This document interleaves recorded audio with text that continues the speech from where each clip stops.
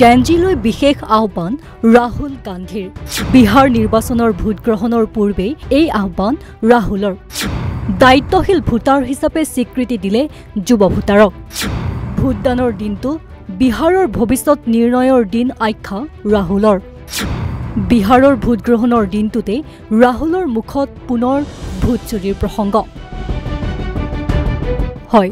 বিহাৰৰ যুৱ ভোটাৰসকলক জেনজি ভাই ভনী আখ্যা দি বৃহস্পতিবাৰে বিহাৰ বিধানসভা নিৰ্বাচনৰ প্ৰথম পৰ্যায়ৰ ভোটদানৰ পূৰ্বে দায়িত্বশীলভাৱে ভোটদান কৰি গণতন্ত্ৰ ৰক্ষা কৰিবলৈ আহ্বান জনালে কংগ্ৰেছ নেতা ৰাহুল গান্ধীয়ে এক্সত প্ৰকাশ কৰা এক ভিডিঅ' বাৰ্তাত গান্ধীয়ে কয় আজি কেৱল ভোটদানৰ দিন নহয় বিহাৰৰ ভৱিষ্যত নিৰ্ণয় কৰাৰ দিন আপোনালোকৰ বহুতেই প্ৰথমবাৰৰ বাবে ভোটদান কৰিব এয়া কেৱল আপোনালোকৰ অধিকাৰ নহয় গণতন্ত্ৰত আপোনালোকৰ আটাইতকৈ ডাঙৰ দায়িত্ব তেওঁ যুৱ ভোটাৰসকলক বৃহৎ সংখ্যক ভোটদান আৰু বিৰোধী মিত্ৰজোঁটক সমৰ্থন কৰিবলৈ আহ্বান জনায়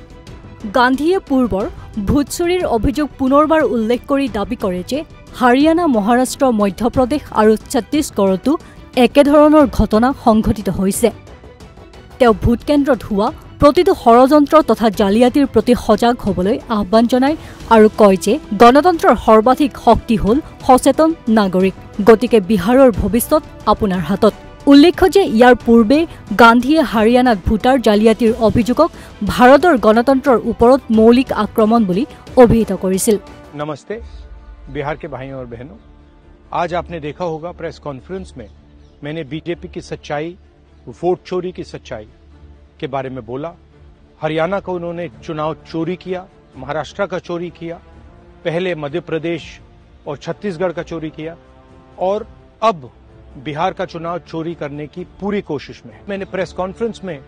आपको बिहार की एक कहानी सुनाई एक परिवार की कहानी एक गांव की कहानी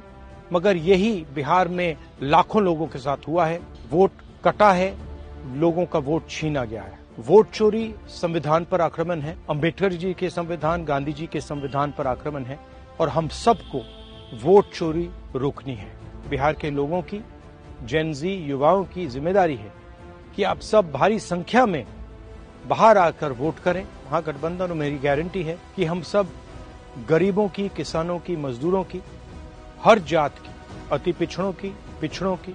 महादलितों की दलितों की अल्पसंख्यकों की गरीब जनरल कास्ट की सरकार बनाएंगे इस सरकार में हर बिहारी की आवाज होगी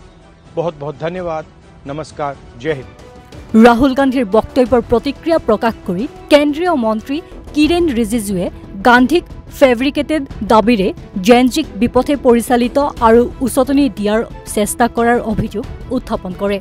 ৰিজিজুৱে কয় যে ভাৰতৰ যুৱক যুৱতীসকলে প্ৰধানমন্ত্ৰী মোদীৰ সৈতে দৃঢ়তাৰে থিয় দিছে বিহাৰ নিৰ্বাচনৰ ভোটাৰ তালিকা পুনৰীক্ষণ প্ৰক্ৰিয়াক লৈ শাসকীয় এনডিএ আৰু বিৰোধী দলসমূহৰ মাজত তীব্ৰ বিতৰ্কৰ পৰিস্থিতি সৃষ্টি হৈছে